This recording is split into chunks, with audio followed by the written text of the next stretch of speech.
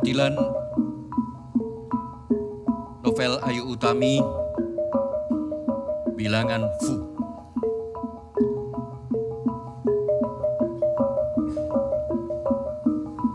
Jati dan kupu. Kepompong.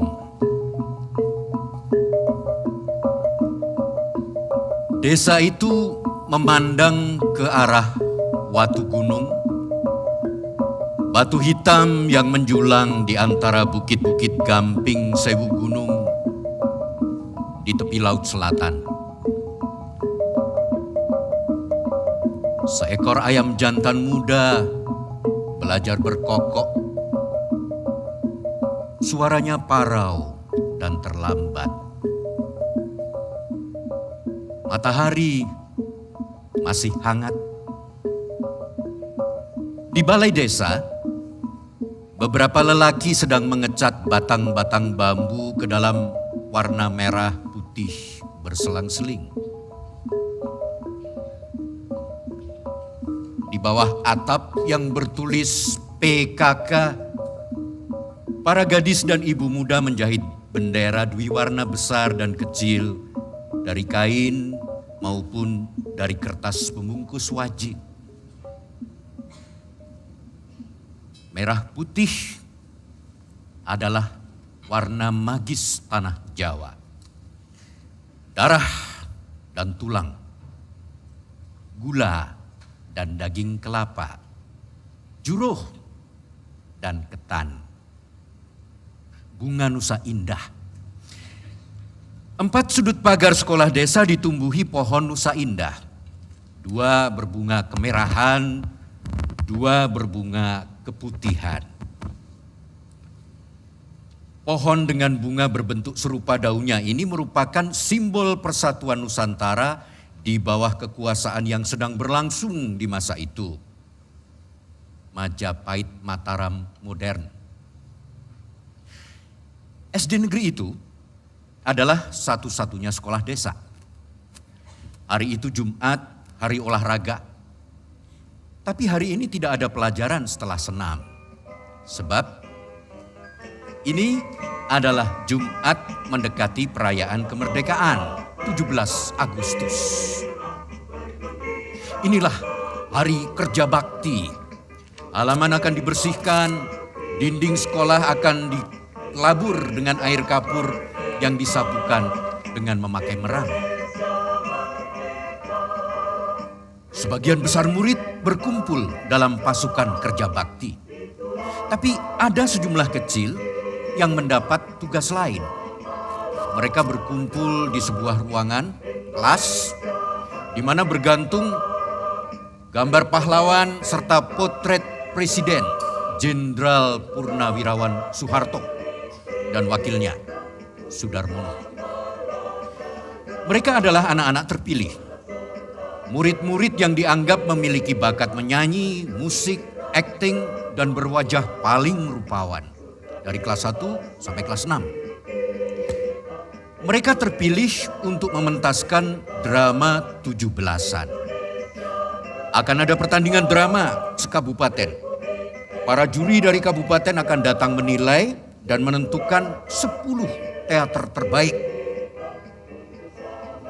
10 grup itu akan dibawa ke ibu kota kabupaten untuk berpentas dalam 3 hari perayaan besar. Mereka akan naik panggung di hadapan bupati. Akan dinilai pemenang 1, 2, 3. Desa yang menang akan mendapat piala dan sejumlah uang. Maka anak-anak calon pemain teater itu berkumpul dengan penuh semangat.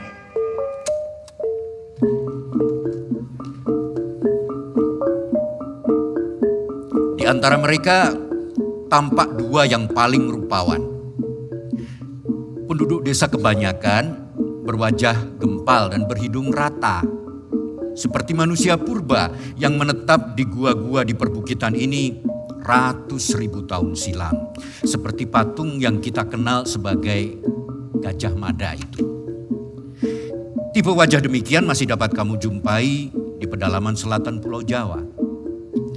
Inilah wajah yang dianggap milik rakyat jelata, wajah Gunung Kidul.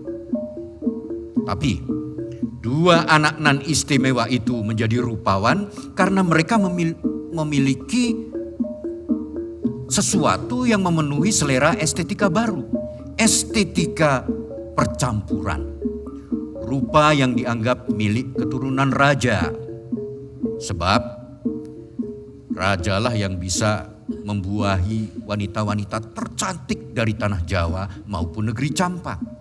Raja mendapat upeti gadis-gadis molek mancanegara. Dari sanalah penghalusan pada bentuk gempal bermula. Dua anak ini memiliki tulang hidung yang ramping, tulang alis yang tidak terlalu menonjol, tulang dahi yang tegak, tulang pelipis dan rahang yang bersudut baik, yaitu kira-kira 140 derajat. Dua anak itu adalah Jati kelas 6 dan Kupu kelas 3. Mereka tampak seperti kakak adik, terutama jika diletakkan di antara barisan anak-anak manusia wajak. Jati tentu saja lebih menjulang dibanding Kupu karena ia 3 tahun lebih tua.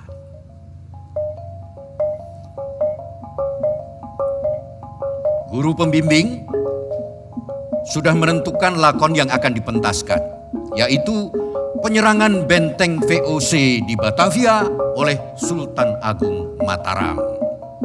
Terbayang di mata anak-anak adegan-adegan perang di mana benteng Belanda diserbu dari darat dan dari laut. Prajurit Belanda kalang kabut, prajurit Sultan gagah berani, walaupun sebagian mati. Tapi sebelum itu, sekarang adalah bagian pertama yang mendebarkan anak-anak.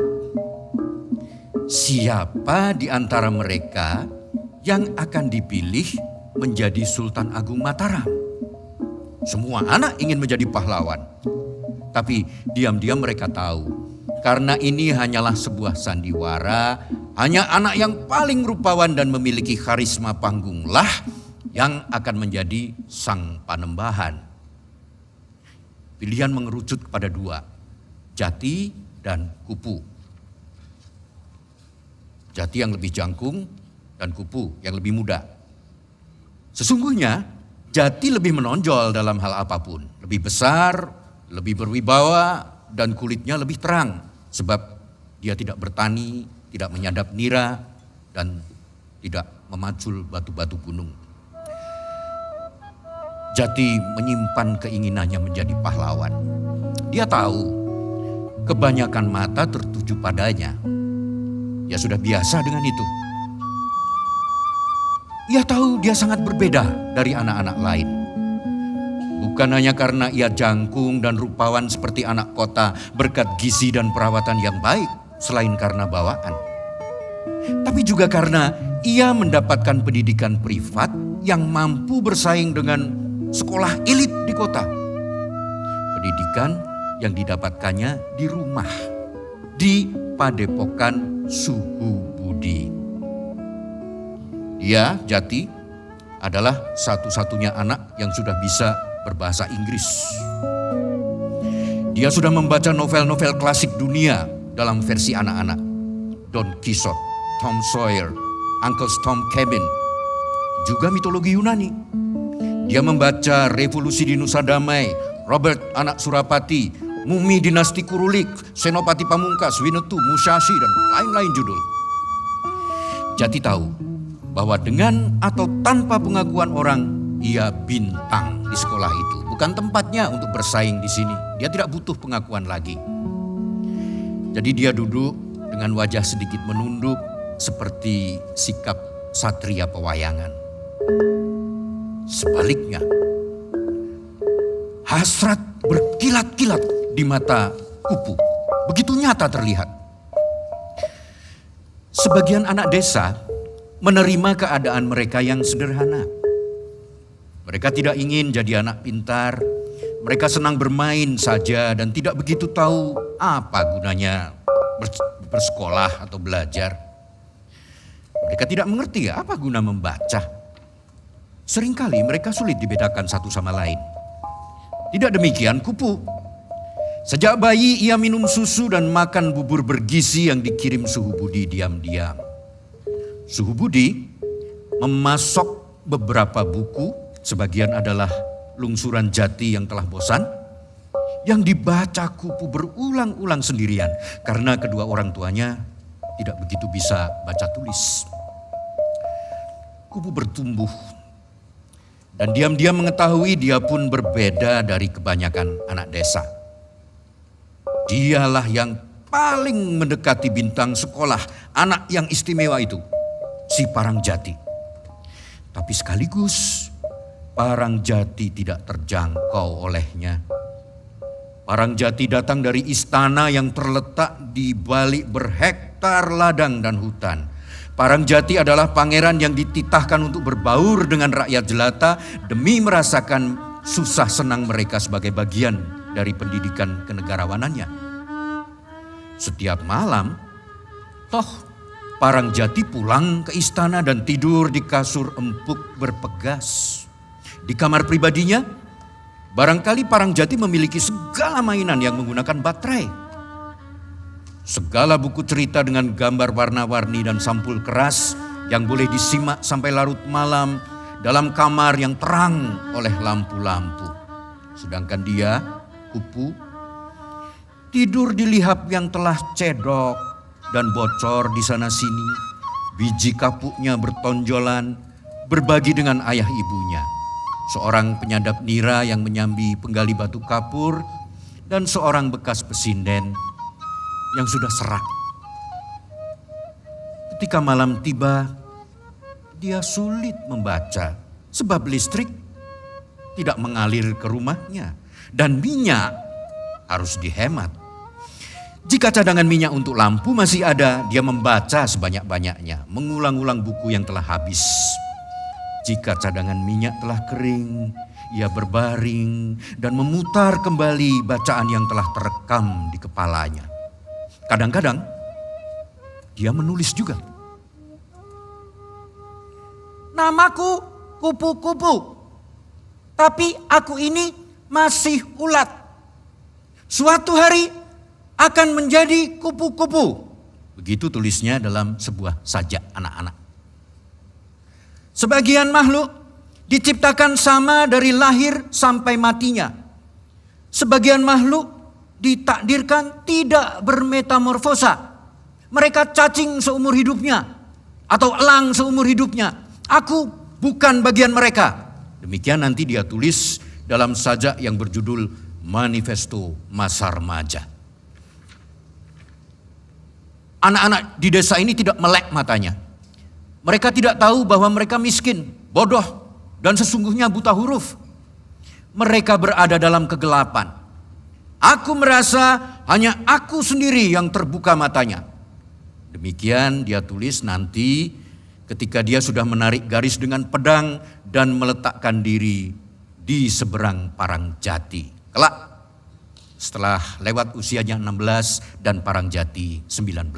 Tapi sekarang hari ini Kupu masih 8 tahun dan Jati 11 tahun.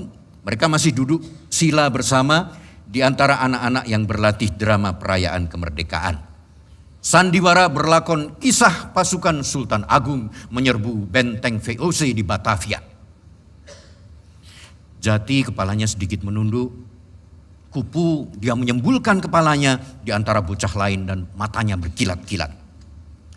Orang Jawa menghargai sikap tidak menonjolkan diri. Becik ketitik olo ketoro. Kebaikan akan terbetik, kejahatan akan kentara. Tapi hari ini secara naluri Kupu tahu bahwa jika ia tidak meneriakkan pendapat, dia pasti kehilangan kesempatan untuk menjadi sang panembahan. Maka ketika Pak Guru hendak mengumumkan pilihan atas para murid, dia mengacungkan tangan. Gerakan itu demikian cepat, seolah menebaskan pedang menampik bahaya dalam rupa kertas daftar pemeran sandiwara. Kertas itu pun cabik-cabik. Permisi Pak, saya mau usul. Ya Kupu? Saya usul Pak, murid-murid yang jangkung memerankan Belanda. Sebab bukankah orang Belanda itu tinggi-tinggi, Pak? Beberapa anak berseru, yang panjang. Dirinya mau jadi senopati itu. Bukan begitu. Tiba-tiba dia garang membela diri. Kalau kita memang ingin menang perlombaan, kan harus masuk akal toh. Belanda itu kan besar-besar, orang Jawa itu kecil-kecil, itu fakta. Dalam perdebatan, terdengar bisik-bisik yang berubah menjadi dengung. Kupu berhasil membuat anak-anak yang bertubuh pendek berpihak padanya. Mereka berseru bahwa jati diri bangsa Jawa adalah cilik-cilik. Para penjajah itu tinggi-tinggi sebab mereka rakus dan licik seperti para raksasa. Peristiwa ini dicatat oleh Parangjati dalam buku hariannya yang kubaca kelak. Begini, tiba-tiba semua orang kerdil menjadi congkak akan kekerdilan mereka dan menyalahkan orang-orang yang lebih tinggi dari mereka. Demikian tulis Parangjati. Lihatlah, mereka berteriak, hidup kekerdilan.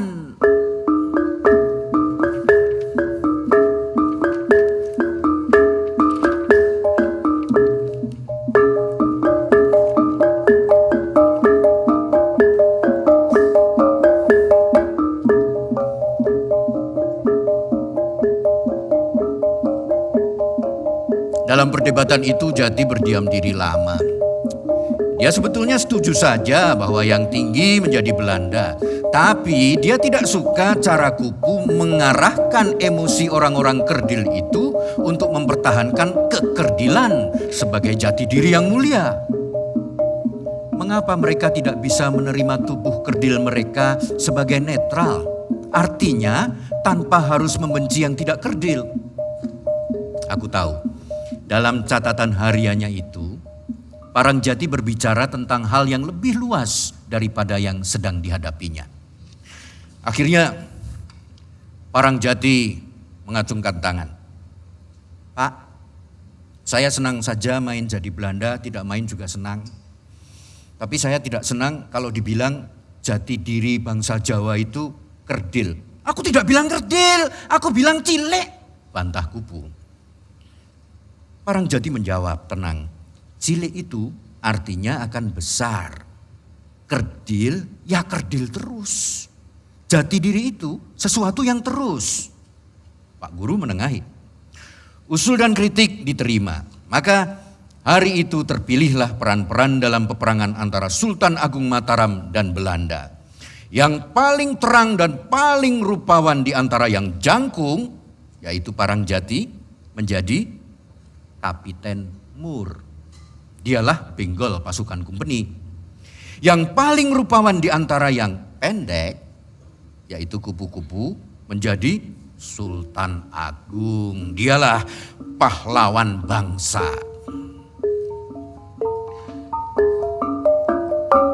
Siang itu, Kupu berjalan dengan jati diri baru. Dia belum pernah melangkah lebih mantap dan lebih tegap daripada sekarang. Dagunya terangkat dan di dalam penglihatannya ia telah mengenakan mantel beledru yang berkibar-kibar ke belakang. Cahaya berpendar-pendar di ujung-ujung rambutnya yang berjuraian bagai surai kuda perkasa. Ia berjalan dengan pedang tergantung. Ia mengenakan kasut bertali-tali dan rompi kulit anak kambing. Dialah Sultan Agung yang masih muda, sang Panembahan Senapati, Raja Tanah Jawa. Inilah saat yang paling bahagia dalam hidupnya, sebab bangsa halus pun tunduk kepadanya. Tapi langkahnya terhenti. Dari kejauhan dilihatnya sesuatu yang membuat dia cemas. Di satu-satunya jalan kerakal menuju rumahnya, ada pohon kapuk besar, dahannya seperti cakar-cakar yang kejang. Di bawah pohon itu kini tampak beberapa anak jangkung berkerumun. Salah satunya adalah yang tadi berdebat keras dengan dia, yang menuduh dia berhasrat menjadi Sultan Agung Mataram. Jantung Senapati cilik itu berdebar kencang. Dia teringat betapa licik para prajurit Belanda dengan tipu muslihat mereka. Mereka menangkap Diponegoro. Dan mereka pun sekarang akan menangkap dia seperti dulu Belanda menangkap Pangeran Diponegoro. Jika dia melanjutkan perjalanan, itu sama saja ia menyerahkan bulat-bulat dirinya ke tangan Belanda. Tapi jika ia tidak melanjutkan langkah, dia akan dihina sebagai seorang pengecut. Mana yang harus dia pilih? Tangannya menjadi dingin dan nalurinya mengatakan bahwa ia harus mencari jalan lain. Tapi seorang dari gerombolan itu telah melihat sosoknya dari kejauhan. Anak itu berdiri sambil membuka kaki dan melipat tangan. Mereka berdiri bertatap-tatapan beberapa saat sampai akhirnya bocah jangkung itu berseru, "Hoi, Yang Mulia Panembahan Senopati Cuili, kenapa tidak berani jalan terus?" Teriakan itu mencemooh. "Ayo maju Yang Mulia Panembahan, maju!" Teriakan itu memerintah. Senapati Cilik gundah gulana. Ia bimbang antara menyelamatkan diri atau menyelamatkan harga diri. Di luar kesadarannya dia membuat satu langkah yang ragu, lalu dia berhenti lagi. Di seberang sana anak-anak jangkung bersorak-sorak. Senapati Cilik menjadi semakin bimbang. Perhitungannya mengatakan, kini setelah saling mengetahui posisi, jika ia mengambil jalan lain pun, pasukan Belanda itu akan mengejarnya juga. Jadi apa yang harus ia lakukan? Dia merasa berada dalam bahaya. Jika ia melarikan diri, dia hanya selamat jika lebih cepat dari mereka. Tapi kaki-kakinya pendek dibandingkan kaki-kaki Belanda itu. Jika dia maju, dia menyerahkan diri ke dalam mulut singa untuk dikemah-kemah. Jika dia melapor kepada Pak Guru, sudah pasti dia akan kehilangan peran ini. Sebab sekolah akan memilih jalan aman ketimbang mempertahankan satu anak yang hanya memicu kemarahan anak-anak lain. Orang di negeri ini lebih memilih ketenangan daripada kebenaran. Ketika pikirannya sungguh buntu, dilihatnya seorang anak jangkung lain berjalan dari arah hutan menuju prajurit Belanda yang berkerumun. Senapati mengenalinya. Dialah Kapiten Moore, komandan Serdadu Kumpeni. Jantung Senapati berdebur. Dia merasa dizolimi. Oleh siapa dia tidak bertanya, tapi ia merasa dizolimi. Sebab dia kecil dan sendiri, sementara para musuh itu besar dan bersama-sama. Oh, betapa dengki orang-orang kafir itu pada dia. Betapa mereka bernafsu menghancurkan dia. Sebab yang demikian telah dikatakan bahwa orang-orang kafir itu pendengki, keringat dingin membasahi sekujur tubuhnya. Tapi lalu dilihatnya sesuatu yang tidak bisa dia percaya. Setelah Parangjati bercakap-cakap dengan anak-anak itu, tampak mereka mengendurkan sikap. Setelah itu mereka berjalan meninggalkan tempat itu melalui ilalang, jalur yang tadi ditempuh Parangjati. Mereka lenyap dari pandangan. Kupu hampir tidak percaya. Dia baru percaya ketika dia tiba di rumah dengan selamat.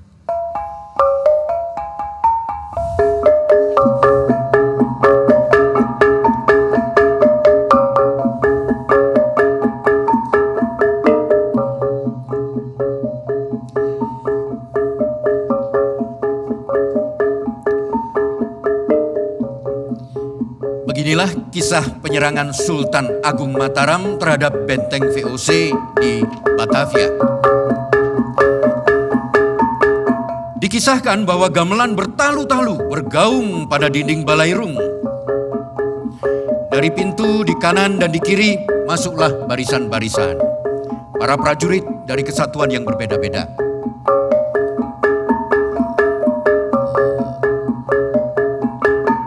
Begitu dua pasukan selesai mengatur diri berbaris rapi menghadap ke depan, masuk lagi pasukan berikutnya.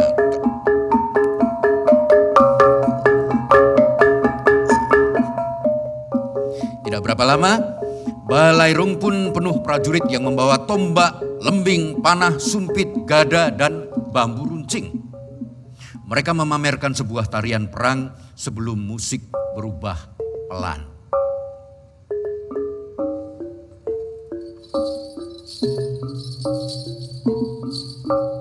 Dengan iringan gamelan yang magis, masuklah Sultan Agung Mataram ke tengah Balairu.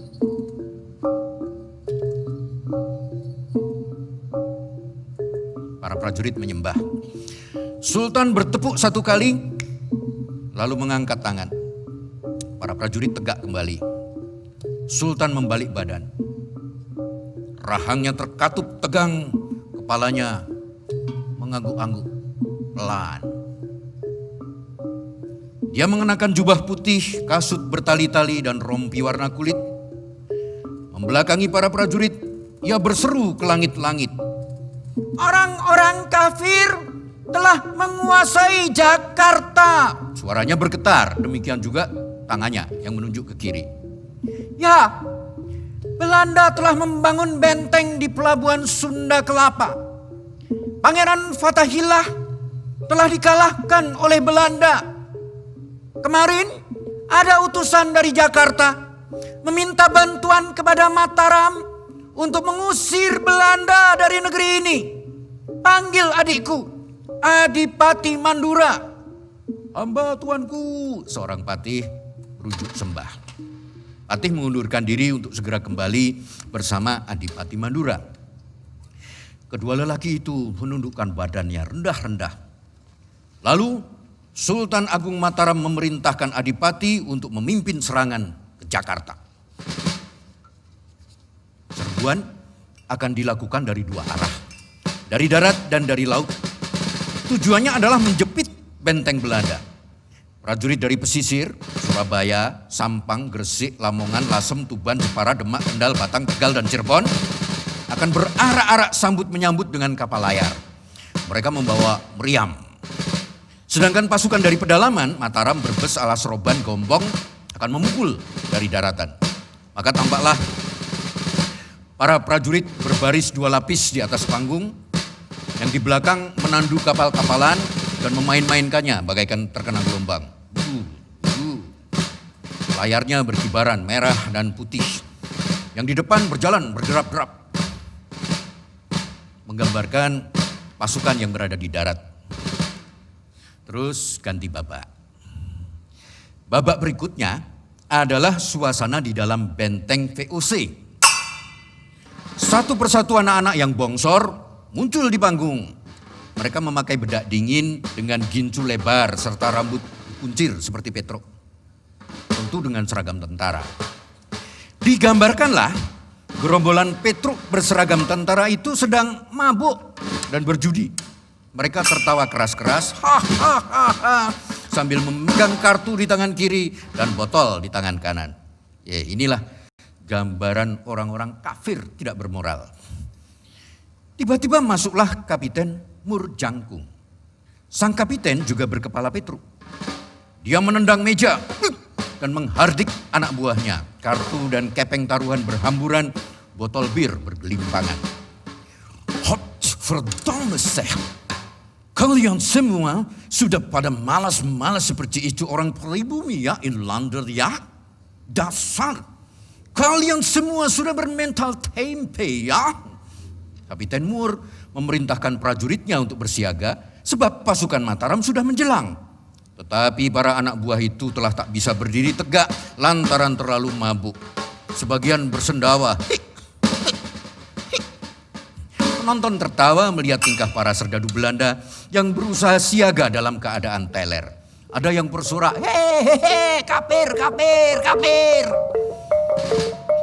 Ketika pasukan kumpeni itu akhirnya berbaris rapi, terdengar bunyi meriam.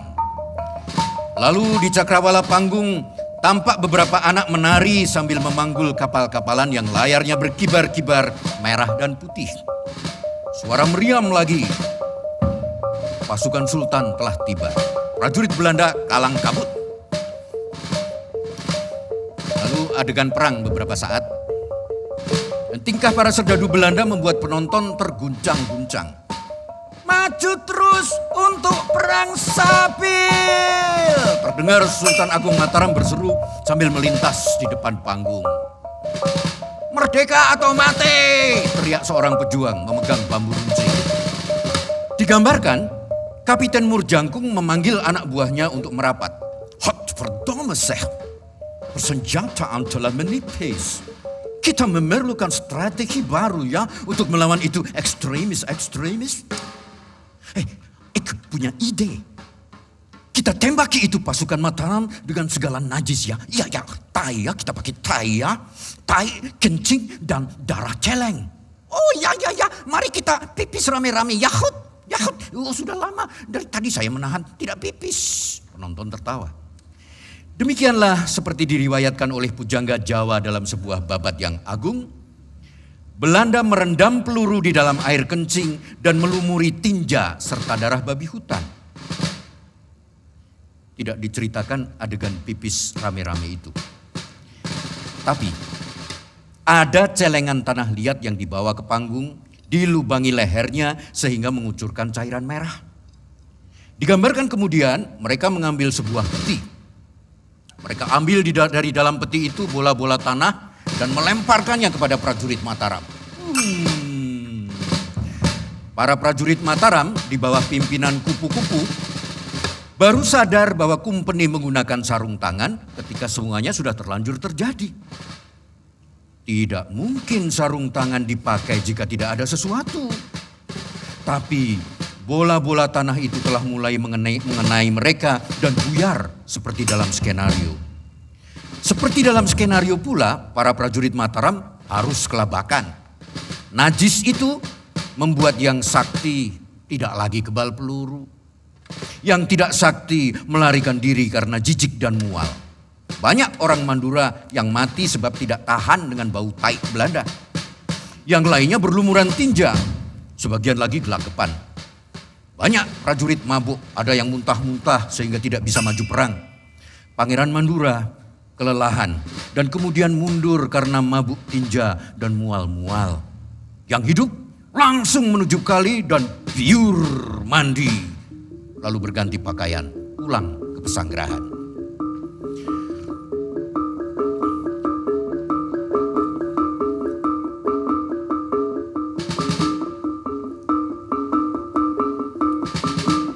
Sultan Agung Mataram muncul kembali. Dia dilempari peluru tinja juga, tapi dia tetap teguh sebagai bukti kesaktiannya. Seperti dalam skenario. Setelah satu bola mengenai mukanya dan lumur, barulah dia menembakkan meriam si Jagur. Yang seperti dalam skenario, hanya suaranya saja. Seluruh prajurit Kapiten Mur tergeletak mati. Murjangkung menyembah-nyembah dan meminta gencatan senjata kepada Sultan Agung. Ampun Tuan Raja, ampun Tuan Raja, ampun. Sultan memaafkan perbuatan Belanda dan mengabulkan permohonan gencatan senjata. Cerita selesai.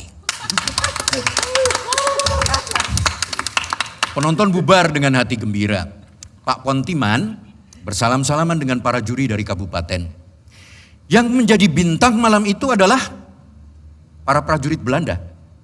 Anak-anak jangkung berdandan Petro itu telah menjadikan drama ini sebuah goro-goro yang membuat pemirsa menyimpan tawa selama sepekan. Tapi para anggota pasukan Murjangkung itu sendiri akan terpingkal-pingkal untuk waktu yang lebih lama lagi. Dalam buku hariannya, Parangjati menulis bahwa dia tidak pernah benar-benar meniatkannya. Siang itu, tulisnya, keinginan saya cuma satu, agar kupu tidak dikeroyok. Meskipun anak itu sangat ambisius, tidak sebanding kalau dia dikepung dan digebuki anak-anak senior. Maka Jati waktu itu menyusul teman-temannya ke bawah pohon kapuk. Tapi dia tidak ingin berlagak pahlawan menjadi pembela bagi yang kecil. Karena itu dia memilih strategi lain. Dia mengajak teman-temannya menunda kegemasan untuk menumpahkannya secara cerdik. Nanti tepat di waktu pertunjukan. Teman-teman, kita lakukan saja persis seperti yang diceritakan di babat Tanah Jawi. Setelah melontarkan ide itu, Jati tidak melakukan apapun untuk mewujudkannya. Tapi dia tahu, Teman-temannya yang jahil dan jengkel akan meneruskan usulan itu tanpa campur tangannya. Jati sendiri tidak peduli untuk menghentikannya. Tinja siapa yang digunakan, ya persetan lah. Bagi dia, kejahilan lebih baik ketimbang pemukulan dan pengeroyokan. Setidaknya kejahilan melibatkan kecerdikan dan kreativitas. Pemukulan semata-mata kekerasan. Peristiwa ini kuceritakan karena satu hal penting. Disinilah Parangjati belajar mengenai dasar-dasar agitasi dan provokasi. Sesuatu yang setelah ia besar nanti, ia percaya betul merupakan cara-cara intelijen militer. Ia menulis dalam buku hariannya begini. Betapa mudah untuk menggiring segerombolan orang melakukan kejahatan tertentu. Asalkan gerombolan itu telah memiliki dendam kesumat di dalam dirinya. Ya, kesumat. Tinggal pandai-pandai kita menyumatnya.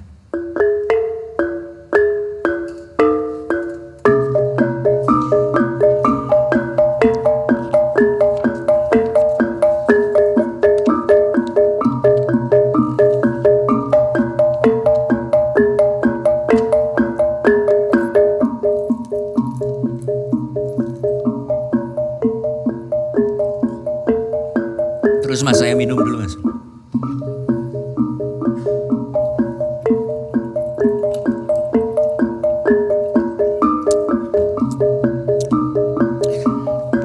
Bagian berikut adalah yang berjudul Nyi Ratu Kidul.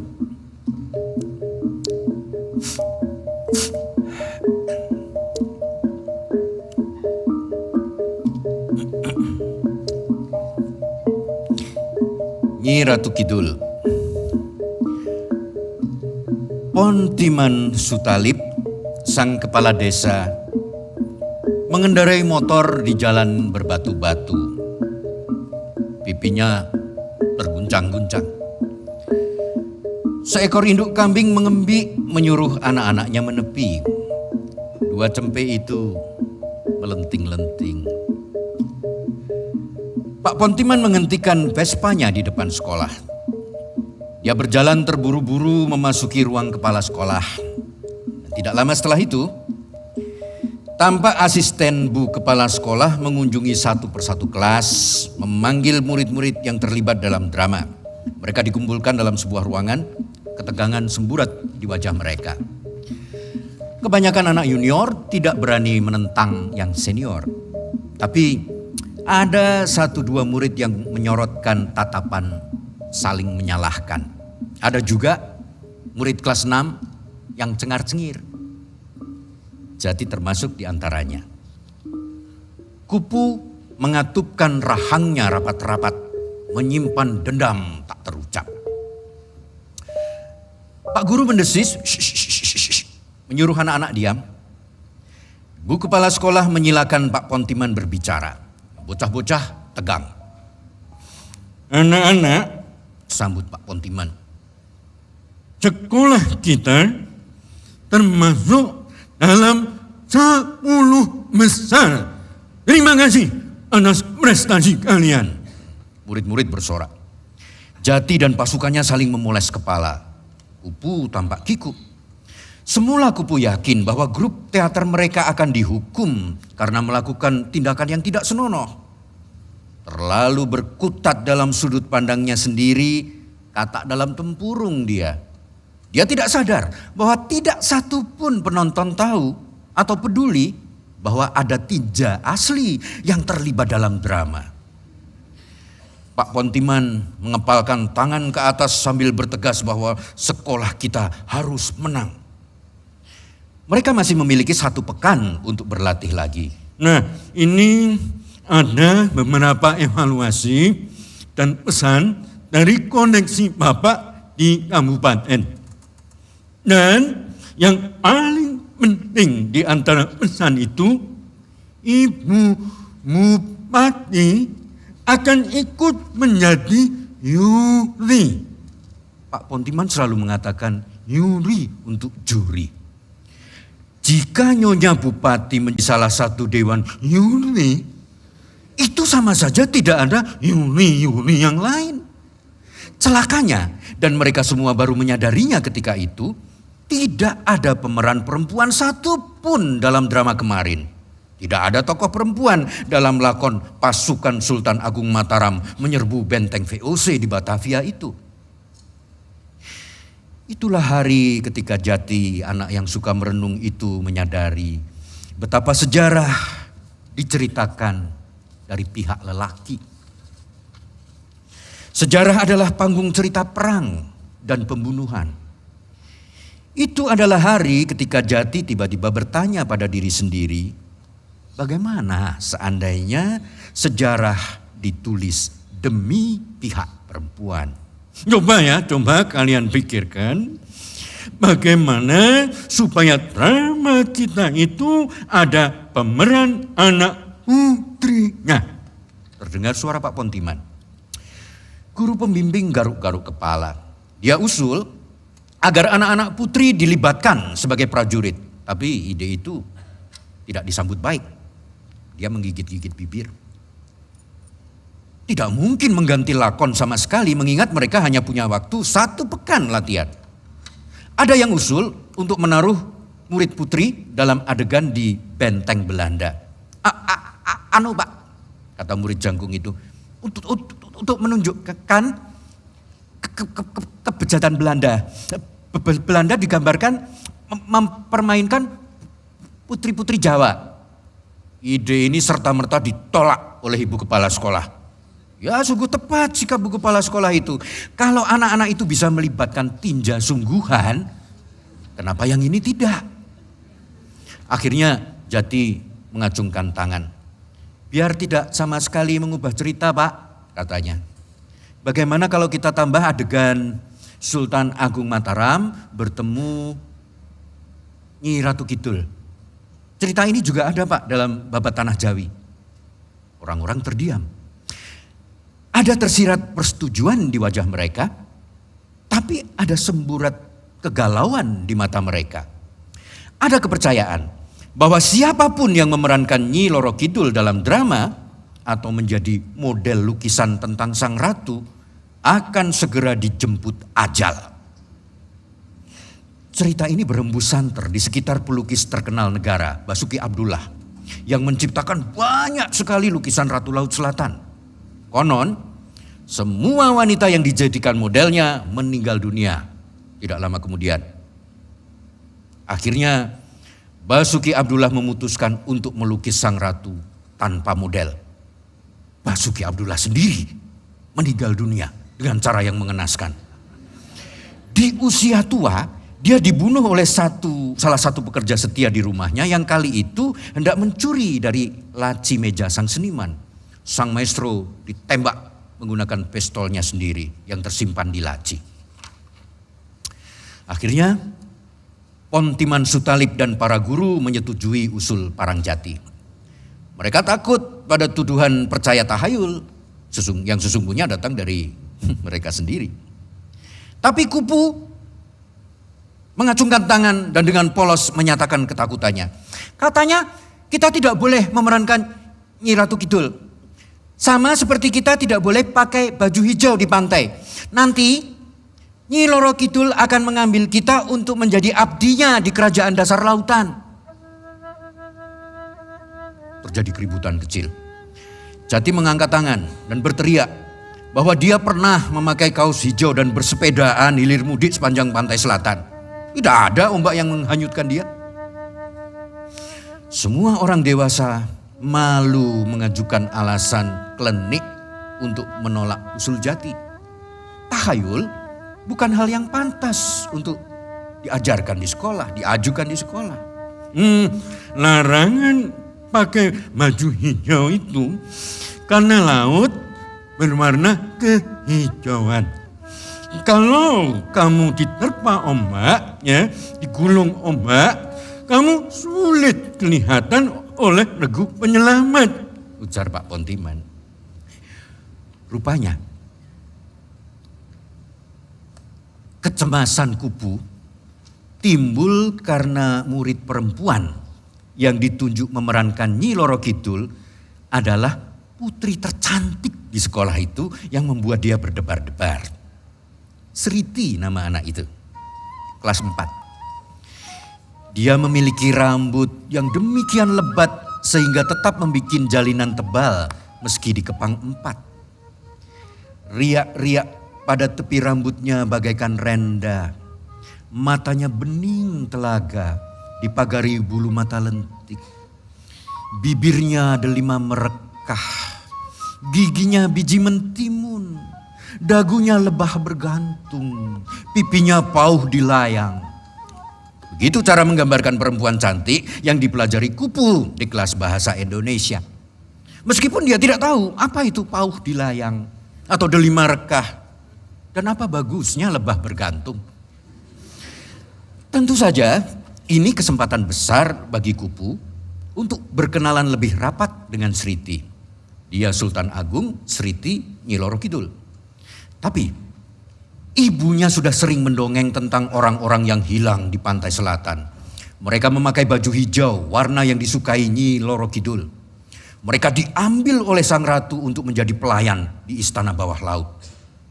Dia juga membaca beberapa majalah bekas yang dikirimkan oleh Suhu Budi. Di sana ada artikel tentang lukisan Ratu Laut Selatan yang dipasang di kamar Hotel 308 Hotel Samudra Beach di Pelabuhan Ratu. Begitu mengesankannya artikel itu hingga Kupu bisa mengingat nama hotel dan lokasi yang tidak pernah dia kunjungi. Dia membaca nama pesanggrahan itu, Samudra Beach Hotel. Tulisan itu juga dilengkapi cerita tentang nasib para model lukisan Basuki Abdullah. Ada yang mati terkena kanker payudara. Kupu tidak tahu apa itu kanker atau payudara. Tapi dari bunyinya, tentulah itu sesuatu yang menakutkan. Kanker. Kan dekat dengan angker. Payudara. Payung udara. Payung dari udara yang angker. Melayang-layang dari langit seperti ubur-ubur. Dan hinggap menghisap mereka yang terkena kutuk. Bagaimana kalau hal yang menakutkan itu nanti menimpa Sriti? Hari itu juga mereka berlatih dengan tambahan adegan baru. Jati yang membikinkan naskahnya karena dia yang paling tahu cerita-cerita dalam babat. Lagu pembuka adalah variasi dari Kebo Giro.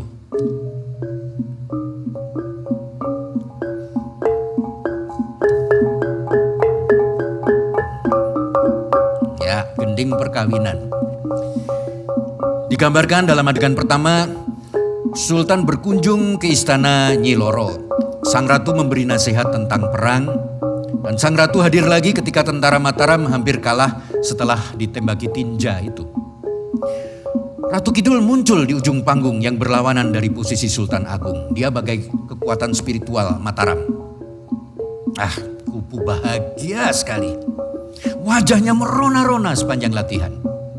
Tapi setelah latihan selesai dan Sriti menghilang dari pandangan, kecemasan mulai menyergap dia lagi.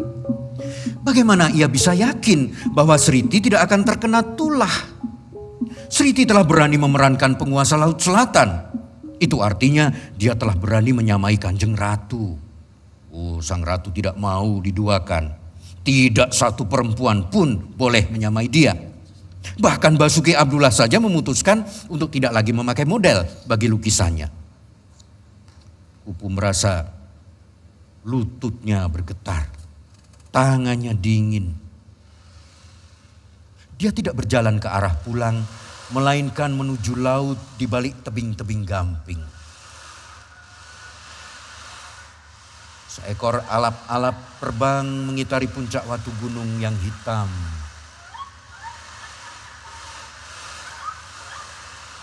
Kupu tiba di pantai. Langkahnya terhenti. Dia menghadap ke laut. Dari belakang dia tampak seperti bocah yang begitu kecil di hadapan samudra. Ombak adalah tembok-tembok air yang berlapis-lapis bergerak bagai gergaji akan menggilas siapapun yang hendak menantang sang ratu di kedalaman sana. Tidak, anak kecil itu tidak hendak menantang. Anak kecil itu hendak memohon belas kasih.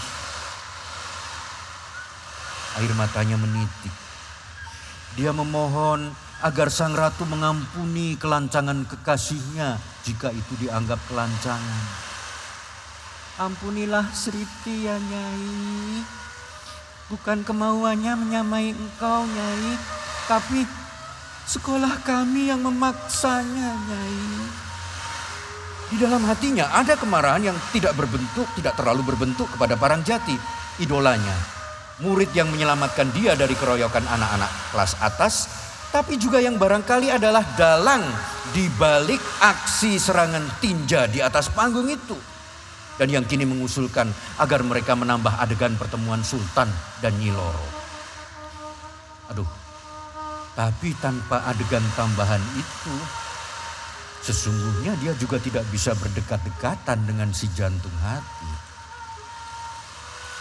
Ampunilah Sriti ya Nyai, ampunilah Sriti.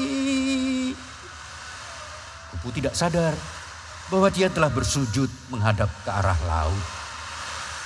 Tubuhnya terguncang-guncang oleh isak tangis. Rasa akan kehilangan begitu menakutkan dia. Rasa akan ditinggalkan. Rasa itu membuka sesuatu yang ia tahu betul dari masa purba hidupnya. Sesuatu yang membentuk kesadaran paling awal dirinya. Suasana ditinggalkan. Ia terseduh-seduh. Sebuah tangan menyentuh punggungnya yang menangkut. Kenapa kamu nak? Suara itu lembut dan laki-laki. Kupu menoleh ke atas dengan terkejut. Dilihatnya penghulu desa, bapak yang kusebut sebagai Semar atau penghulu Semar.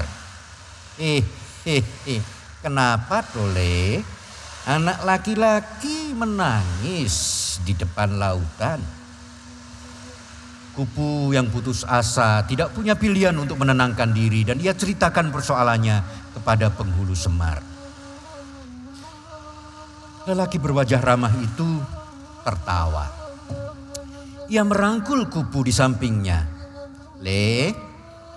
Orang Islam tidak boleh takut selain kepada Gusti Allah. Lalu penghulu Semar mengajak bocah kecil itu ke sebuah surau kecil di tepi pantai. Musola itu aneh. Tapi Kupu terlalu sederhana untuk menyadari keanehannya. Bangunan mungil itu menghadap ke laut selatan.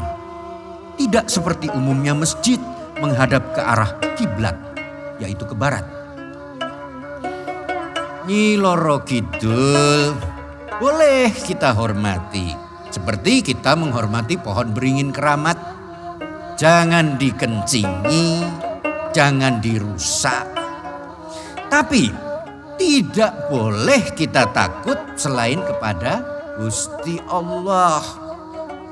Setelah itu, penghulu Semar mengajak Kupu melakukan sholat. Mereka bersujud menghadap jendela di sisi barat. Sinar matahari sore bercahaya di sana. Dan itulah pertama kalinya Kupu bersolat. Ayah ibunya tidak pernah mengajari dia sembahyang. Dia merasa begitu damai. Kupu mengunjungi surau kecil itu setiap hari selama pekan berlatih. Dia ke sana setiap selesai latihan. Demikian ia mendapatkan harapan bahwa Sriti akan dilindungi. Tidak selalu dia menemukan penghulu Semar di sana. Jika dia sendirian di surau itu, dia mencoba mengingat-ingat cara sembahyang yang diajarkan sang penghulu. Dia merasa tenang di sana. Ketika kelompok teater Watu Gunung dinyatakan menang dalam perlombaan sekabupaten, esok harinya Kupu khusus mencari penghulu Semar. Desa itu membuat selamatan besar Mereka membuat tumpeng dan mengarak para pahlawan cilik berkeliling kampung. Para pahlawan mengenakan pakaian kebesaran mereka. Lihatlah, Sultan Agung Mataram dan Nyi Loro Kidul duduk bersama di tandu paling depan bagaikan pengantin sejati. Di belakangnya para prajurit Belanda, gerombolan Petruk itu dalam pedati yang ditarik sapi. Ributnya luar biasa. Di belakangnya lagi para prajurit Mataram yang berbaris sambil melambai-lambaikan senjata masing-masing. Semua bersorak-sorak kegirangan. Di antara gerombolan Petruk Belanda itu, ada yang berseru bahwa pengantin di depan itu adalah pengantin sesajen. Hei, setelah ini mari kita potong rame-rame.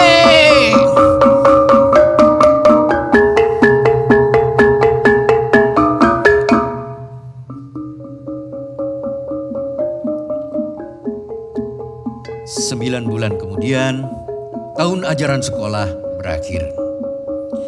Jati lulus dari SD negeri itu, tentu dengan angka yang tidak terimbangi siapapun. Dia akan melanjutkan sekolah ke Yogyakarta. Pupu naik kelas 4 dengan nilai terbaik juga. Sriti naik kelas 5. Sekolah mengadakan pesta. Kebetulan ada seseorang baik hati yang menyumbangkan puluhan kardus biskuit. Seluruh murid sekolah kebagian. Bahkan mereka bisa pulang dengan membawa sisa biskuit yang diperebutkan sebelumnya. Hari itu desa begitu gembira.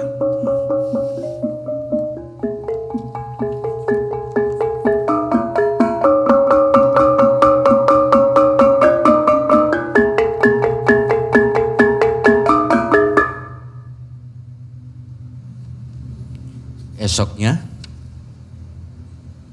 20 anak muntah-muntah dibawa ke rumah sakit. 4 diantaranya tidak terselamatkan. Sriti adalah satu dari yang meninggal dunia itu. Selama 7 hari setelahnya, seorang anak lelaki kecil pergi ke pantai dan menangis tanpa suara.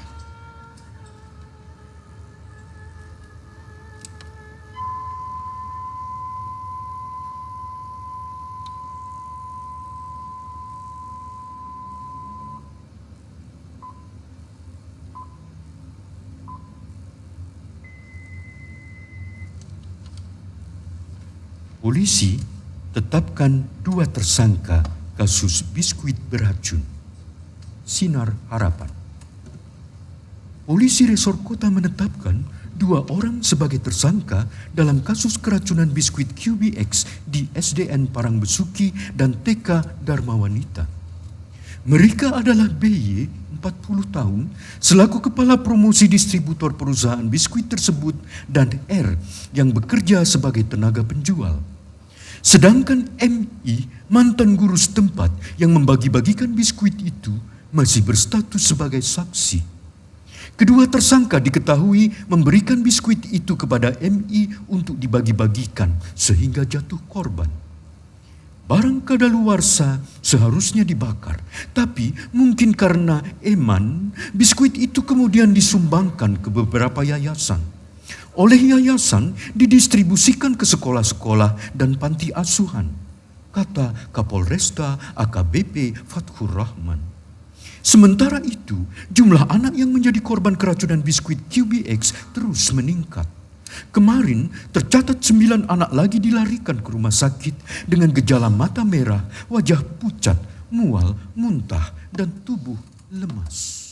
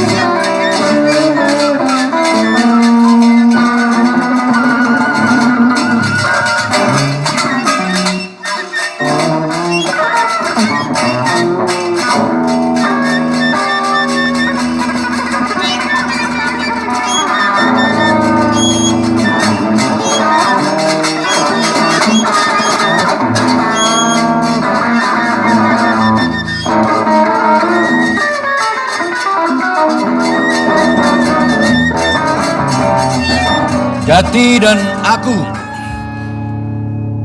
aku, teror intelijen. Aku Yuda, aku adalah anak kota yang benci pada kesemenjanaan yang melahirkan kami.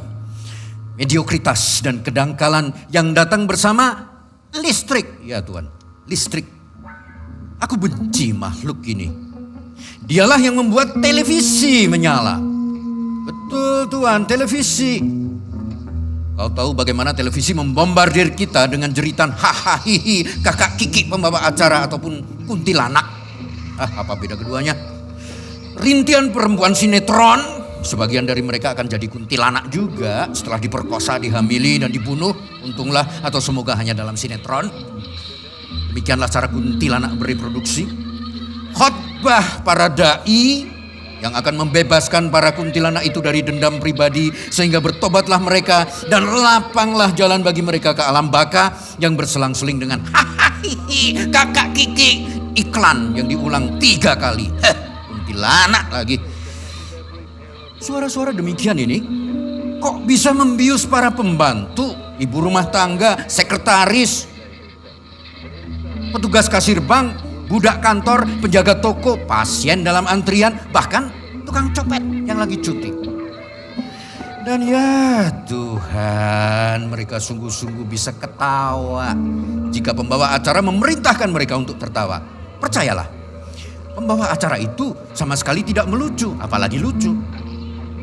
Ia hanya memerintahkan penonton untuk tertawa dan mereka menurut. Orang-orang yang menghadap televisi itu sungguh-sungguh bermuka sedih jika diperintahkan untuk berduka oleh televisi. Ketika remaja, aku sudah mencoba menonton televisi, baik dari depan maupun dari belakang. Kedua-duanya menampakkan adegan kebodohan yang sama mengerikan. Maka aku berhenti nonton TV. Tapi ini hari sialanku. Televisi kuntilanak tidak pernah mati di rumah Pontiman Sutalip, kepala desa seumur hidup itu. Dengarlah, kuntilanak dalam kotak kaca itu kembali mencampur adukkan 3 hal yang berbeda, yaitu teka-teki, misteri, dan rahasia. Sambil menjerit, hihihi, kakak Kiki. Marja, kekasihku, berusaha membuat cerita-cerita lucu yang tidak habis-habis demi mengalihkan perhatian suami istri Pontiman Sutalip dari cincin palsu di jari Marja. Marja, kehilangan cincin asli yang diberikan Tuan dan Nyonya Pontiman Sutalip kemarin dulu. Demikianlah, kini dia sedang merahasiakan kepalsuan cincin itu. Rahasia adalah modus. Tapi teka-teki dan misteri bukan modus. Modus adalah cara yang menyatakan atau mewujudkan sesuatu. Teka-teki dan misteri adalah sesuatunya itu sendiri. Misteri, kawanku, adalah dia yang jawabannya tidak akan pernah terpegang. Yang menempatkan kau dalam suasana kepedihan dan harapan sekaligus. Yang indah dan melankoli. Ya, aku terpaksa menerang-nerangkan seperti menerang-nerangkan semua ini. Sebab dengarlah, kuntilanak dalam akuarium itu terus saja mencampur adukkan kata dan dengan demikian menumpulkan makna. Dengan jerit tawa mengerikannya dia bercerita tentang misteri di balik perceraian artis sinetron X dan Y. Dan ternyata teka-teki itu adalah wanita misterius yang selama ini menjadi teman kencan rahasia dari aktor Y. TTM, teman tapi misterius.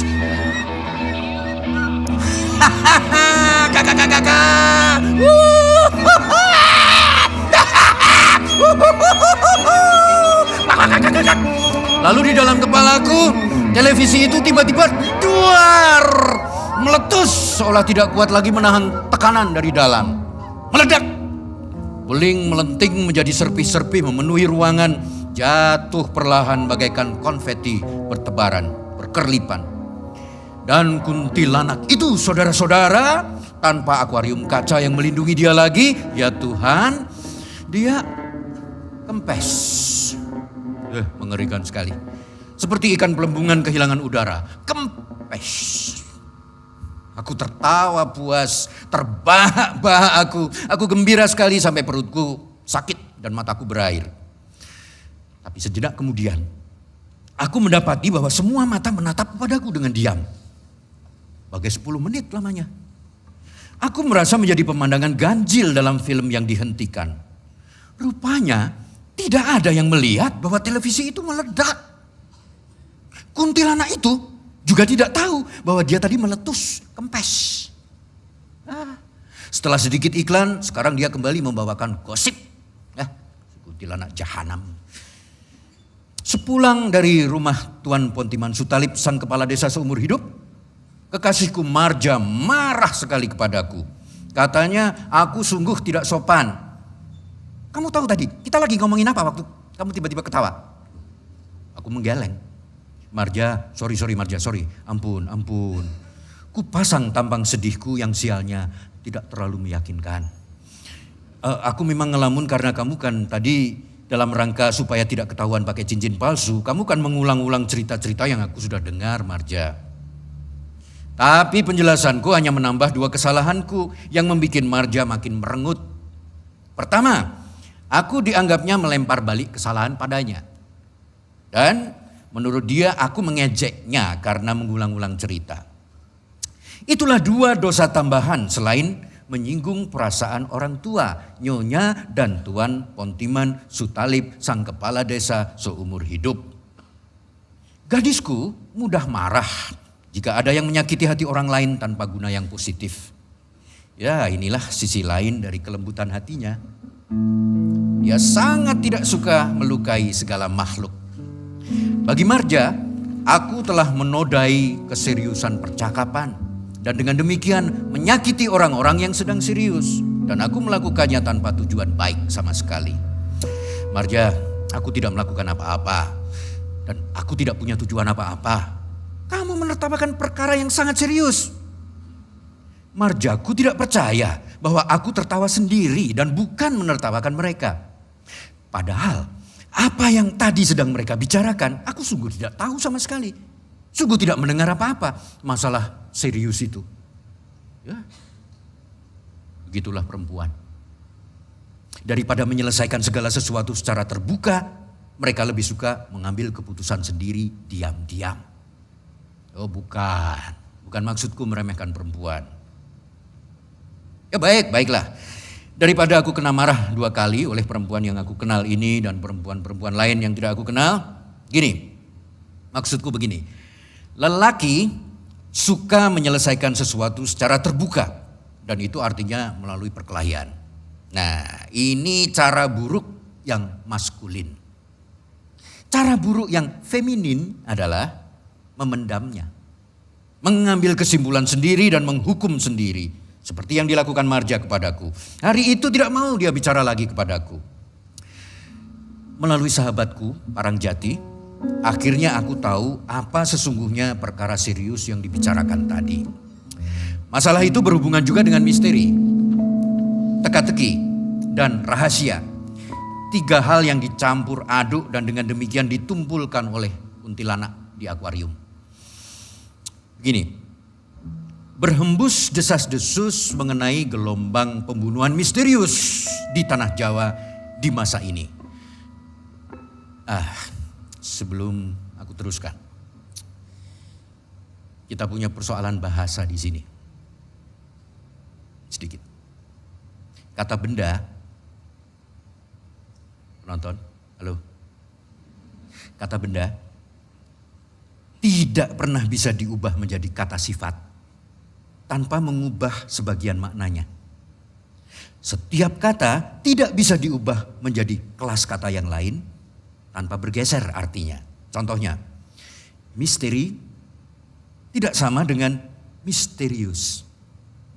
Misteri adalah rahasia yang jawabannya tidak akan pernah bisa kamu raih.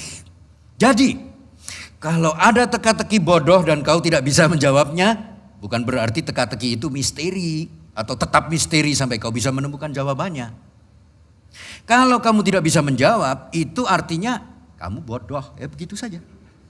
Contohnya, Kukuruyuk, begitulah bunyinya.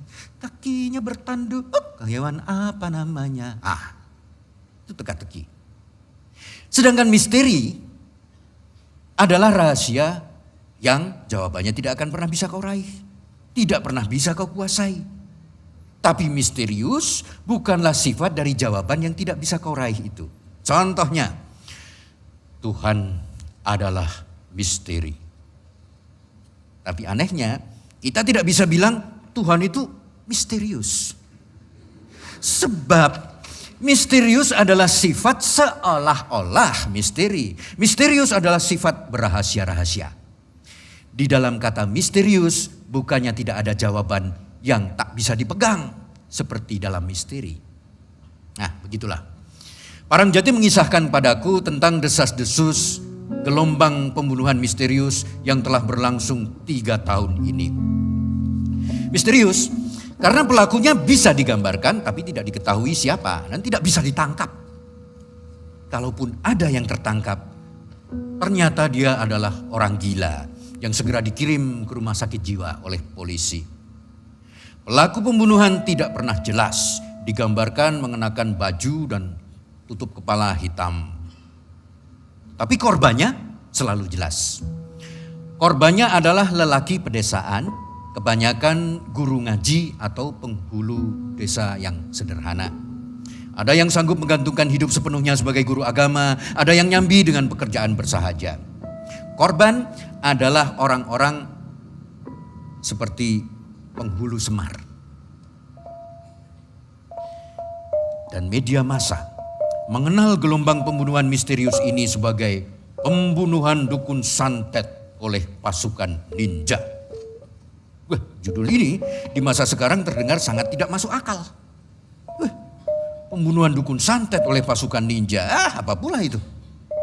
Tapi janganlah kau 13 tahun kemudian tertawa dan menganggap ini judul komik silat bukan judul berita. Seharusnya kau berhati-hati. Spesies manusia kurcaci yang kita anggap cerita peri belaka mulai diduga pernah hidup di masa yang lalu. Ya, fosil manusia kate ditemukan di Flores. Fosil manusia raksasa telah ditemukan di beberapa penggalian di luar negeri. Yang kita kira dongeng bukannya sama sekali tidak berdasar.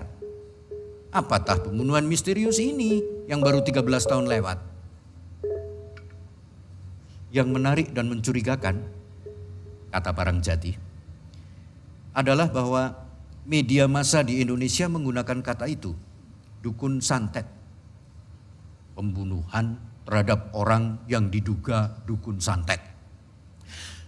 Jika terbukti korban adalah guru ngaji dan penghulu desa, kenapa kata itu yang dipakai? Dukun santet. Bahkan meskipun dalam bentuk yang lebih halus, orang yang diduga dukun santet. Lagi pula, bagaimana membuktikan bahwa seseorang adalah dukun santet? Dukun santet, segala sesuatu mengenainya adalah berdasarkan desas-desus. Bahwa kata itu, dukun santet, hidup untuk menerangkan peristiwa ini, ujar Parangjati, menunjukkan bahwa ada strategi informasi yang bermain di sini. Ada disinformasi, yaitu informasi salah atau informasi kacau yang sengaja disebarkan. Aku mengerutkan kening. Ya, tapi disebarkan oleh siapa? Sekarang aku merasa pertanyaanku itu terlalu tak pernah baca novel detektif. Ya, biasanya oleh agen rahasia atau badan intelijen militer, saut Parangjati. Disinformasi adalah perkara biasa dalam perang psikologi. Biasa bagi strategi militer tentu saja, tidak biasa bagi korbannya. Kala itu aku tidak percaya. Ketika mendengarnya pertama kali aku merasa dia Parangjati sekedar dramatis saja. Kini aku tidak mau mengulangi apa yang diterangkan Parangjati kepadaku. Ketika itu Parangjati menunjukkan majalah Time yang terbit 3 tahun sebelumnya. Dalam riset clippingku untuk menuliskan kembali kisah ini, ku dapatkan artikel yang dulu dia perlihatkan itu. Dan Jika sekarang kita membacanya lagi, kita harus paham bahwa masa itu pers Indonesia belum merdeka penuh. Tepatnya belum siap untuk merdeka penuh. Berita ini bertanggal terbitan 23 November 1998, setengah tahun saja setelah sang jenderal lengser ke Prabon. Ketika koran-koran Indonesia masih gugup dengan kemerdekaan yang mereka miliki, majalah asing Time melaporkan peristiwa pembunuhan itu secara paling utuh. Setidaknya paling bisa memberikan gambaran kepada angkatan sekarang yang barangkali lupa pada apa yang pernah terjadi. Saya bacakan. Mystery of the Ninja Assassins. Abdul Salam berujar bahwa ia tak menganggap serius dongeng pembunuhan ninja. Tidak pula pensiunan petugas kereta api ini bisa mengerti bagaimana segerombolan orang bisa mengira putranya Zainal Arifin sebagai dukun santet. Di usia 31 tahun, Zainal jarang keluar rumah apalagi keluyuran. Tapi suatu pagi akhir bulan lalu, Zainal berjalan-jalan untuk merokok dan beberapa jam kemudian membuat kegemparan di pedesaan 45 km dari kota Malang. Di sana, segerombol penduduk desa yang sedang tegang oleh isu berkeliarannya ninja di kampung mereka tiba-tiba mengerumuni Zainal seraya bermantra, "Ninja, ninja, ninja." Zainal tidak bisa menunjukkan KTP. Seorang saksi mata Munai mengatakan bahwa Zainal hanya bisa meracau, saya mau pulang, saya mau pulang." Ketika gerombolan itu meringkus kaki dan tangannya, lalu mulai menikami dan membacoki. Seorang lelaki memenggal kepala Zainal dan mengangkatnya, meminum darah yang menetes dari leher itu untuk melindungi dirinya dari ruh ninja jahat. "Ninja telah mati!" teriak menang gerombolan itu. Mereka berkeliling dengan kepala yang disulap pada sangkur serta tubuh yang diseret di belakang sepeda motor berkilometer. Misteri ninja adalah sebagian dari kekerasan yang sedang mengguncang Indonesia. Diplomat dan pemimpin oposisi kini percaya bahwa ada setumpuk bukti bahwa kekerasan itu didalangi oleh pembangkang dalam tubuh militer dan pemerintah. Mereka menerapkan pelbagai taktik, mulai dari isu keji hingga penculikan untuk membungkam tuntutan reformasi terhadap ABRI. Strateginya menunjukkan kepada para reformis bahwa ketiadaan hukum telah mengancam pedesaan, agar mereka tak punya waktu untuk memperlemah angkatan darat, benteng stabilitas di Indonesia berpuluh tahun ini. Peristiwa berdarah ini dikenal dengan pembunuhan ninja. Sekitar 170 korban mati dibunuh atau dalam pembunuhan balasan. Kekerasan ini bermula pada bulan Januari ketika krisis keuangan Asia mulai menggoyang pemerintahan. Seseorang mulai menyebarkan isu dukun santet. Pembunuhan ini berhenti mendadak ketika penguasa jatuh di bulan Mei, lalu merebak lagi 2 bulan kemudian. Ini menyerupai operasi perang psikologik ala militer yang bertujuan menebarkan kebingungan dan teror dalam tubuh musuh, ujar seorang diplomat barat.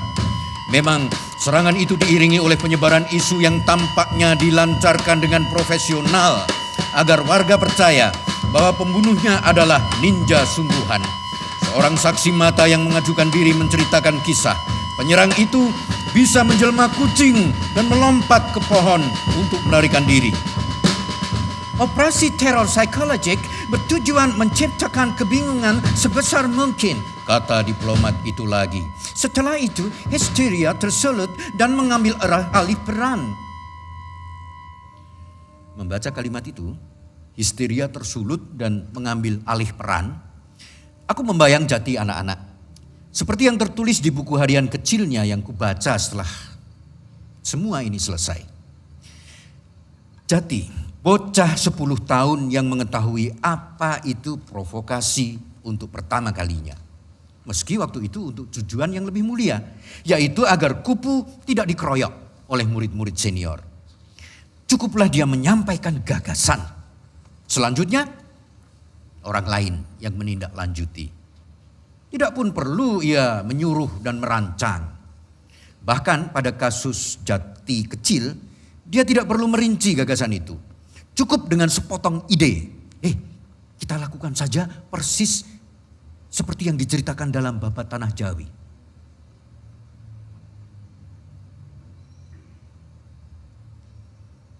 Berhati-hatilah dengan ragi militer. Kita tahu dosa asal dalam diri mereka. Kata Jati. Aku menelan ludah. Ia membiarkan aku merenung sebentar lalu melanjutkan dengan suara dingin. Gelombang pembunuhan ninja sudah bergerak dari Jawa Timur menuju tengah. Yuda, sudah 3 bulan Pak Penghulu tidur di padepokan ayahku, ujar Jati lagi. Sudah 3 bulan Penghulu Semar tidak berani berada di rumah pada malam hari. Bahkan dia tidak lagi pergi ke masjid untuk menghaji sehabis maghrib. Yuda, masih kamu tidak percaya bahwa teror itu ada? Aku memang masih enggan percaya. Apa bedanya kamu dengan Pontiman Sutalip? Aku merasa ditampar pada pipi kiriku. Itulah titik di mana kamu tertawa terbahak-bahak. Aku merasa ditampar pipi kananku. Jadi, waktu itu Pak Pontiman dan Parangjati sedang berdebat tentang peristiwa ini. Seorang militer dan seorang perenung. Pontiman dan Parangjati. Seorang penguasa desa seumur hidup dan seorang pelaku kritik. Dan di seberang mereka, 2 wanita, Marja dan Nyonya Kepala Desa, menyaksikan dengan tak nyaman adu argumen itu. Mereka tidak hendak berpihak. Parangjati berkeras bahwa gelombang pembunuhan itu terencana. Pontiman Sutalip berpendapat bahwa itu murni kekerasan massa yang menunjukkan perlunya pendekatan keamanan untuk ditegakkan kembali. Parangjati berkata persis apa yang ia katakan padaku. Masihkah orang tidak percaya teror itu ada? Sedangkan Pak Penghulu pun tidak berani tinggal di rumahnya sendiri. Pontiman Sutalip dengan nada meremehkan berkata bahwa Penghulu Semar khawatir secara berlebihan. Dia telah bicara pada Penghulu Semar dan menganjurkan agar Pak Penghulu kembali ke rumah sendiri. Sambil menepuk dada, pemimpin desa itu berkata, "Saya berani jamin desa ini aman." Persis ketika itulah aku menyaksikan televisi meledak, kuntilanak kehabisan udara dan kempes. Aku terbahak-bahak tidak terkendali. Ya, sekarang aku mengerti mengapa Marja kekasihku marah sekali.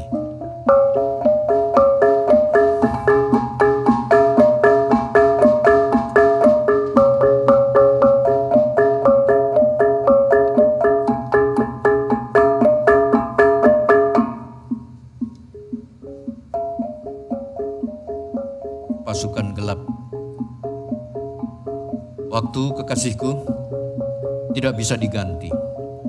Waktu telah melumerkan kemarahan Marja, tapi itu adalah pergantian hari yang menegangkan bahkan bagiku.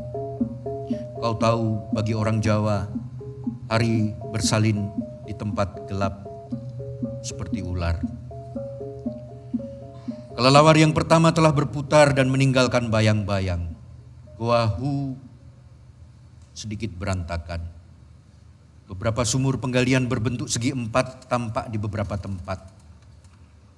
Sejauh ini mereka belum menemukan fosil manusia katai yang diharapkan, spesies kurcaci. Mereka sedang menunggu paket alat geomagnetik untuk memetakan apa yang terkubur di bawah tanah. Juga tetek bengek lain untuk melubangi reruntuhan yang menutup sisi dalam gua. Karena itu gua ditinggalkan Parangjati yang menjaganya dan kami menemani dia berkemah di sana. Jadi tidak ada kelanjutan cerita zombie itu. Marja merengek. Sudah 3 tahun yang lalu dia bangkit dari kubur. Gak ada kelanjutannya? Gak seru ah. Dari kegelapan goa, sekawanan kelelawar yang berikutnya menuki dan melesat ke langit. Kan sudah jadi hantu cekik, ujarku sambil menyalakan api unggun. Hantu cekik itu gak beneran ada. Suara Marja mengambek. Seperti bocah yang kecewa dengan mainan palsu yang diberikan padanya. Ada suara desis yang membuat kekasihku terkejut sedikit. Parangjati memompa kasur. Tapi kan kepercayaan pada hantu cekik itu ada beneran. kata Parangjati, seperti telah kukenal dia.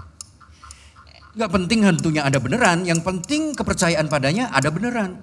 Nah, pentingnya apa dong kalau gitu? Sambil mengajuk, Marja yang nakal sengaja membaringkan diri pada kasur yang baru setengah jadi. Dia suka sekali membuat sahabatku berada dalam kesulitan, seperti menyalurkan sejenis agresivitasnya yang lain.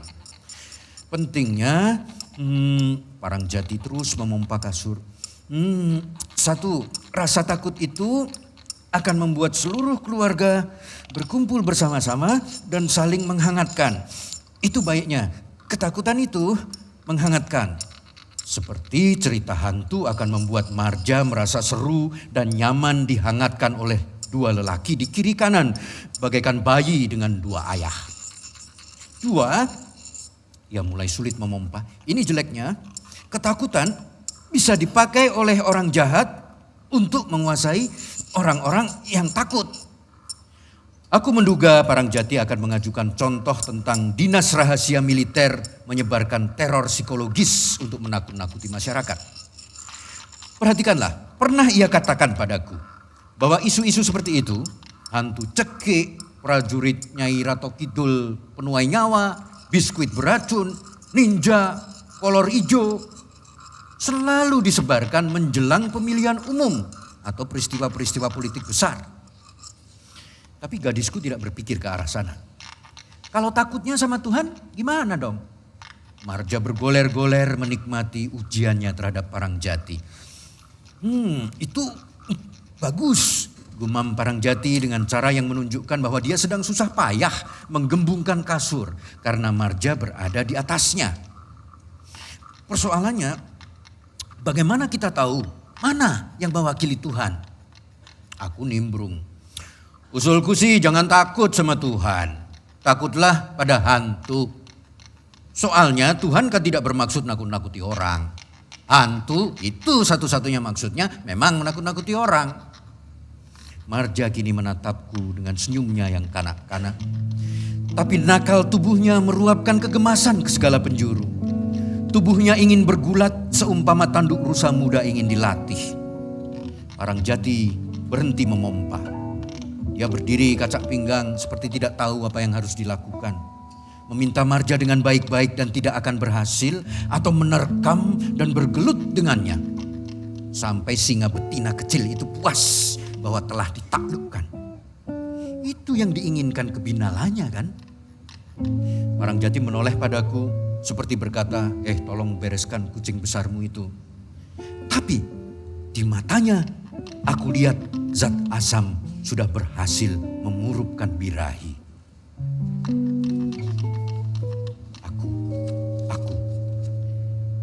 Aku tiba-tiba yang kuinginkan adalah meringkus macan kecil itu di sana, membentangkannya dan membiarkan Parangjati memuaskan gemasnya ke tubuh kucing liar yang mencakar-cakar punggungnya hingga berdarah.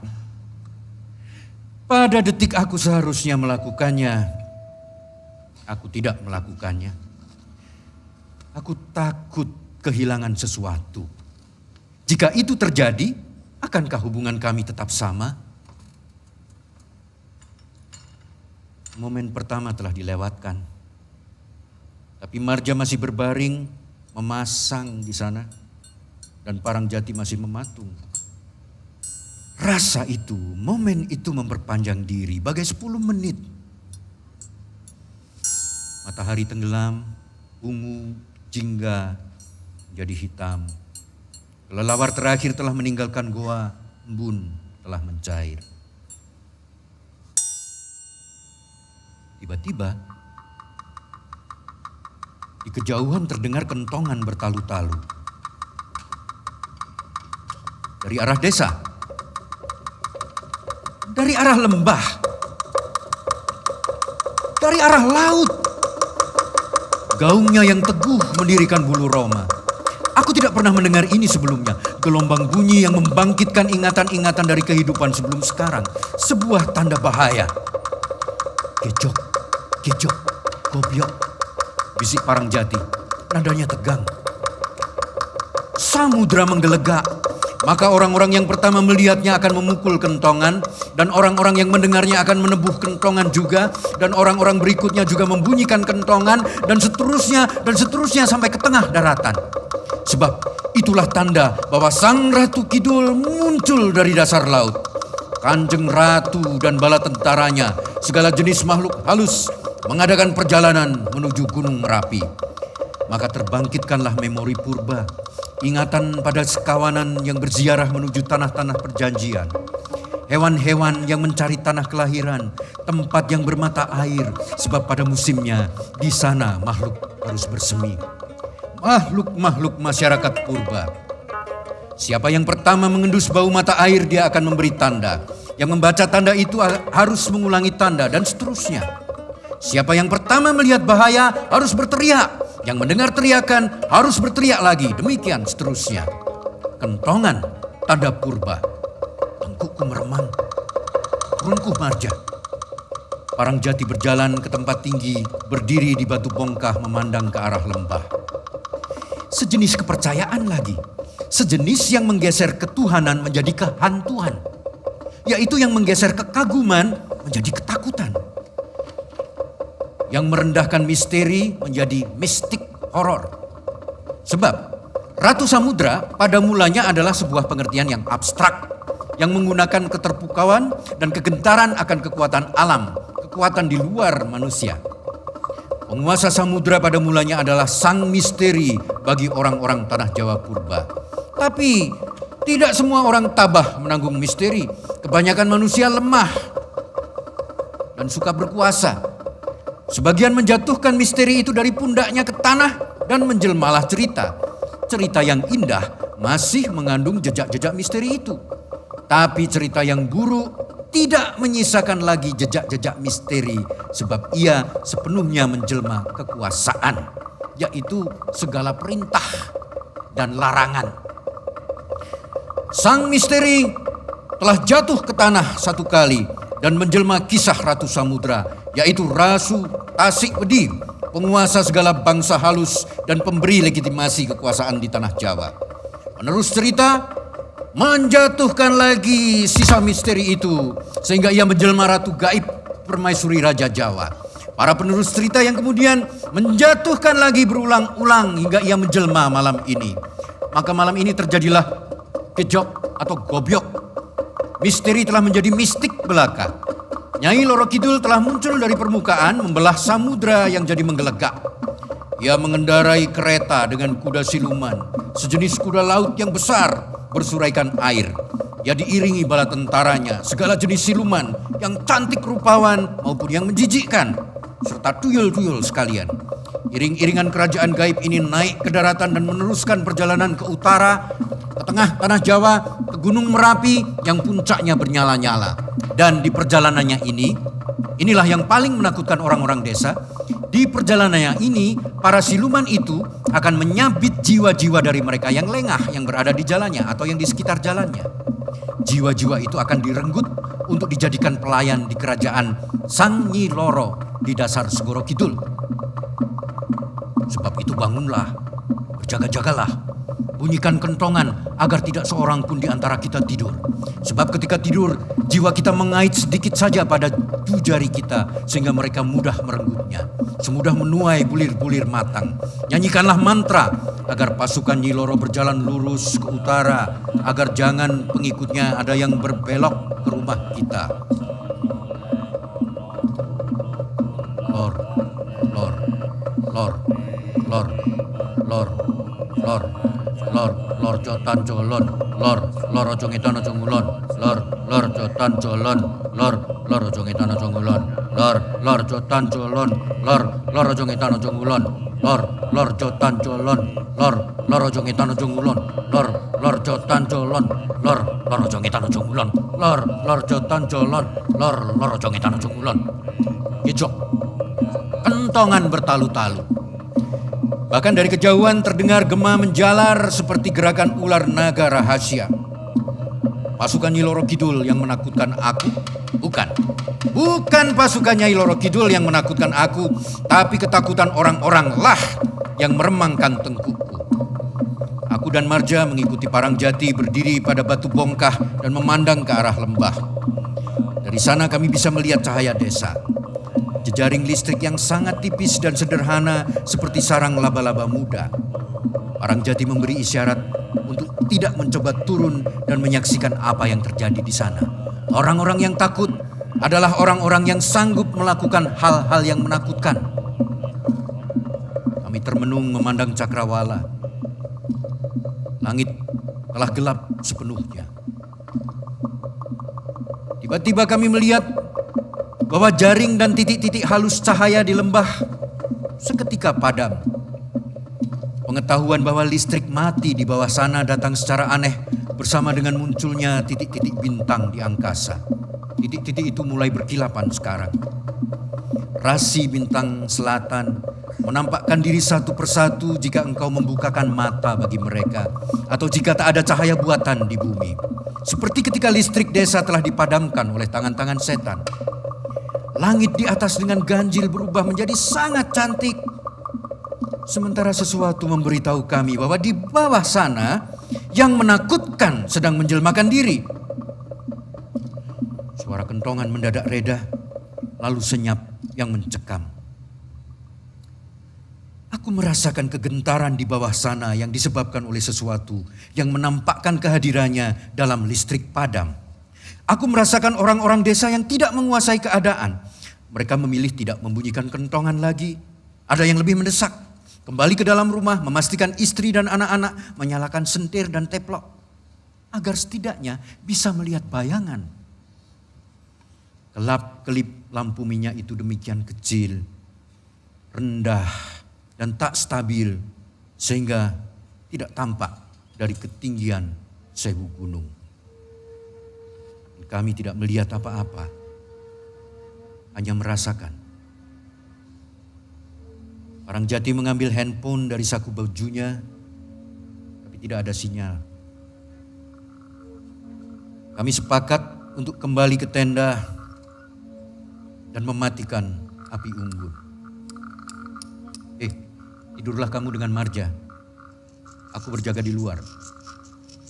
Aku mengangguk, tapi aku menyalakan alarm untuk bergantian dengannya setelah beberapa jam.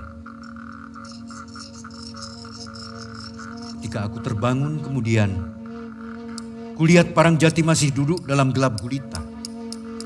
Aku tidak melihat wajahnya, tapi aku merasakan energinya. Begitu kelam. Handphone masih di genggamannya seperti belum lama ia gunakan. Suara jangkrik, kodok mengisi hutan ke arah lembah.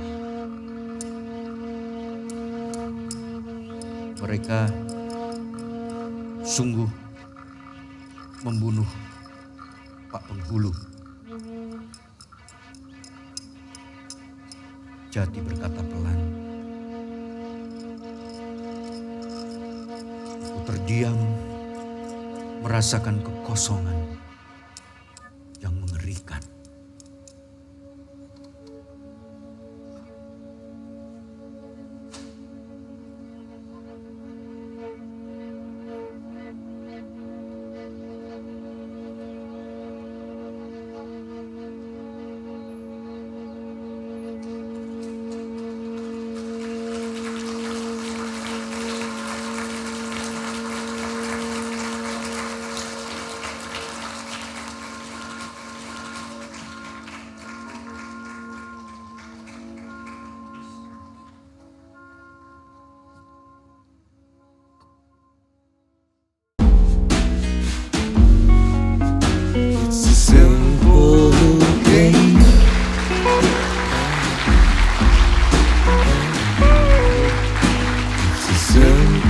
Anom,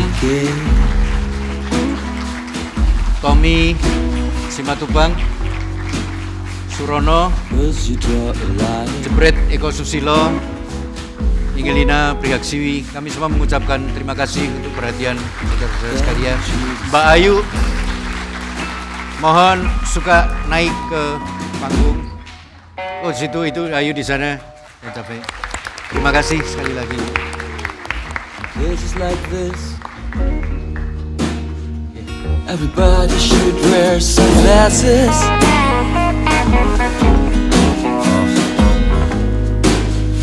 Salut dengan Mas Landung karena dalam tempo yang cukup lama dia bisa menjaga stamina, dia berucap, bertutur dengan berbagai macam karakter dan juga pembawaannya itu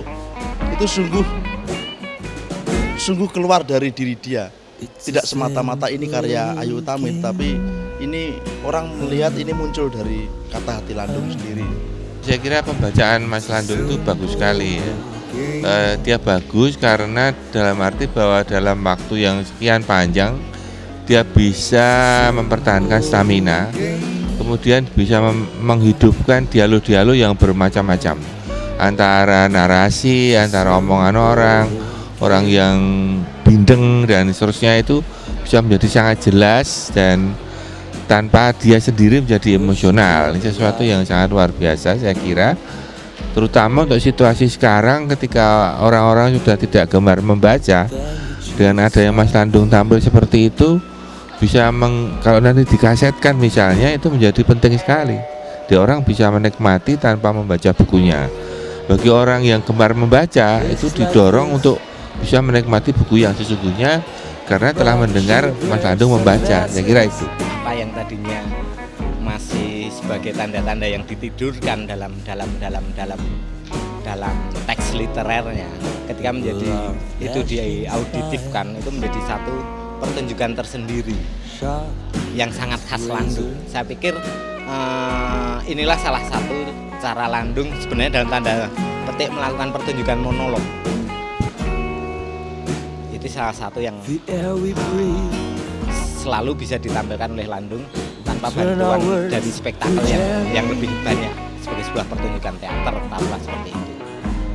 Pak Landung ini udah 30 tahun lebih lah nggak ketemu. Saya jadi muridnya sekitar tahun 84-85. Nah kesini ini saya karena mau pulang ke Jakarta, lihat spanduk, poster, nah saya tunda pulangan saya kepingin nonton. Kebetulan anak saya memang hobinya baca prosa. Nah barangkali saya nanti bisa menitipkan anak saya, karena ini bagi saya kan bukan yang kegiatan yang gimana ya. Kalau Pak Landung ini ya sutradara, ya pembimbing juga gitu, ya pendidik juga gitu. Jadi saya rasa saya mampu gitu. Saya nggak suka dekornya karena kayak teater zaman dulu gitu, kain-kain yang seolah-olah adalah dataran luas, tinggi gitu. Buat saya kenapa nggak bikin yang simple aja gitu, nggak usah pakai hitam gitu. Karena saya pikir sangat kontemporer seharusnya. Kalau Mas Landungnya sih ya tidak terbantahkan ya, pas bagus, bahkan ketika menutup mata gitu tetap enak didengarkan. Enak didengarkan memang Mas Landung. Untuk membaca Yellow Page aja udah enak kok. It's a simple game.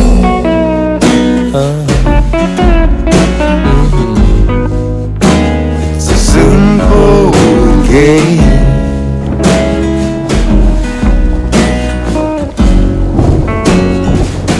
Just draw a card.